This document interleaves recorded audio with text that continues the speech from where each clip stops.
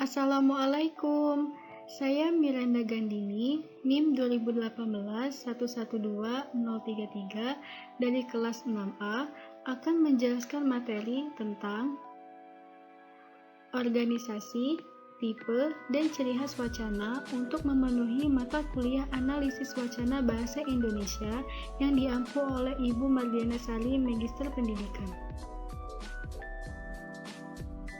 Materi pertama, A. Organisasi wacana. Ada dua cara penting yang dapat dilaksanakan dalam pengorganisasian wacana, yaitu pengaturan kala, struktur pohon. Kedua cara tersebut merupakan prinsip organisasi struktur wacana, dapat disamakan dengan subjek dan predikat pada organisasi kalimat. Tetapi, jelas bahwa isi suatu wacana merupakan sarana sangat ampuh dalam pencapaian koherensi. B. Tipe wacana. Ada 5 tipe wacana, yaitu 1. Narasi. Secara sederhana, narasi dikenal sebagai cerita. Pada narasi terdapat peristiwa atau kejadian dalam satu urutan waktu.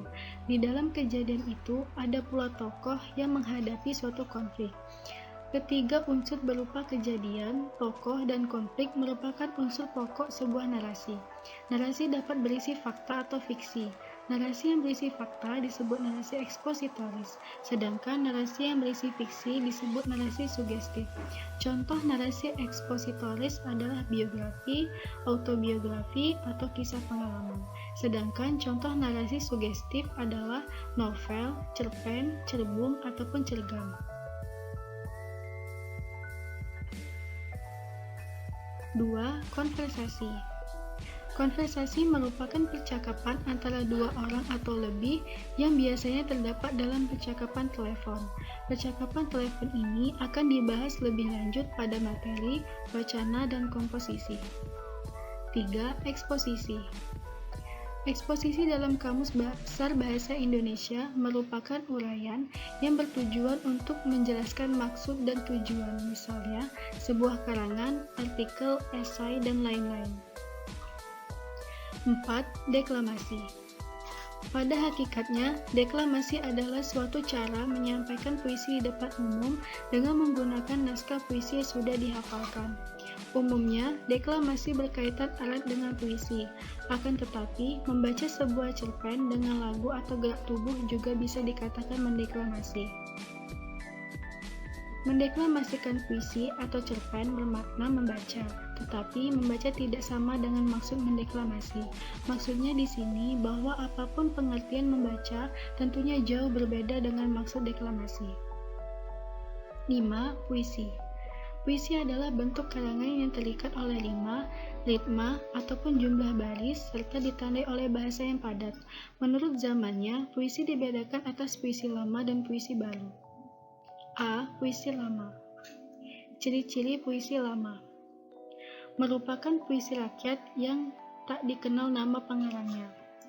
Disampaikan lewat mulut ke mulut, jadi merupakan sastra lisan.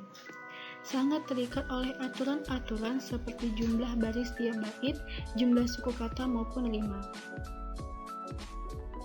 B. Puisi baru. Puisi baru bentuknya lebih bebas daripada puisi lama, baik dalam segi jumlah baris, suku kata maupun rima. Ciri-ciri puisi baru sebagai berikut.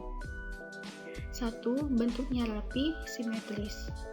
2. Mempunyai persajakan akhir. 3. Banyak mempergunakan pola sajak pantun dan syair meskipun ada pola yang lain. 4. Sebagian besar puisi 4 seuntai. 5. Tiap-tiap barisnya atas sebuah gatra atau kesatuan sintaksis. 6. Tiap gatranya terdiri atas 2 kata atau sebagian besar 4-5 suku kata.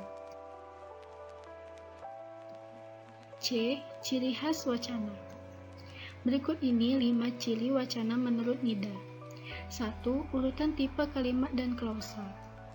Masalah-masalah yang berkenaan dengan wacana langsung dan wacana tidak langsung memang menimbulkan aneka kendala yang paling umum menyangkut urutan-urutan, tipe-tipe kalimat, dan klausa juga dalam bahasa Inggris dan bahasa Indonesia. Perubahan dari wacana tidak langsung menjadi wacana Langsung seperti itu melibatkan sejumlah penyesuaian radikal dalam bentuk termasuk perubahan kata, kata ganti diri, dan biasanya urutan atau susunan kata dan frase. 2. Penanda urutan kalimat. A. Konjungsi adverbia tradisional seperti kemudian, lalu, oleh, karena itu, akhirnya, dan lain-lain. B. Bentuk kata kerja khusus untuk menyatakan bahwa klausa tertentu terikat pada beberapa klausa atau kalimat lainnya. C. Bentuk pronominal yang menyatakan bahwa personal subjek atau objek terlibat dalam bentuk yang sama atau berbeda dengan bentuk yang bersamaan pada kalimat yang diikuti atau yang mengikutinya. 3. Ciri-ciri kata, urutan, kalimat, dan klausa.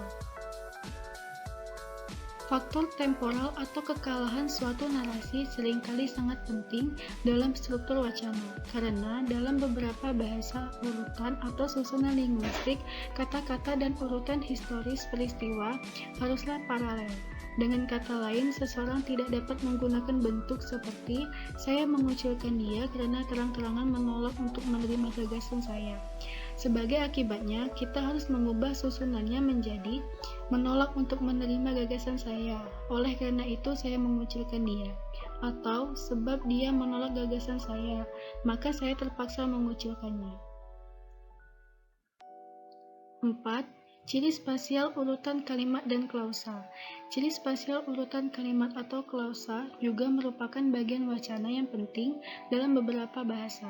Sebagai contoh, dalam beberapa bahasa, sudut pandang spasial bagi suatu tindakan justru merupakan posisi pencerita pada saat berbicara. Dan oleh karena itu, semua ekspresi bagi datang dan pergi bergantung pada pendirian pengarang.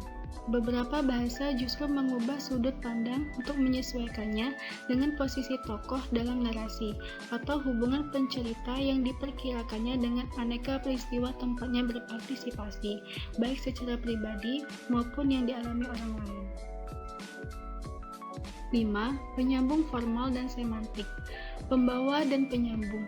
Klausa dan kalimat memang merupakan hal yang umum dalam mengaitkan ciri-ciri semantik dan referensi pronominal dari satu kalimat kepada kalimat lain, dan sangat membantu untuk menyesuaikan diri para penerima terhadap serangkaian peristiwa dan juga orang-orang yang berpartisipasi dengannya. Dalam waktu yang bersamaan, beberapa bahasa menuntut agar sinonim harus dipergunakan untuk menghindari pengulangan atau repetisi, sebagai pengganti pengacuan dari dua kali atau lebih terhadap objek atau kejadian yang sama dengan kata yang sama. Jenis pembawa atau penyambung yang berputar seperti ini memang merupakan ciri bahasa yang umum pada tradisi sastra yang mantap. Mungkin ini saja penjelasan dari saya. Terima kasih, semoga bermanfaat.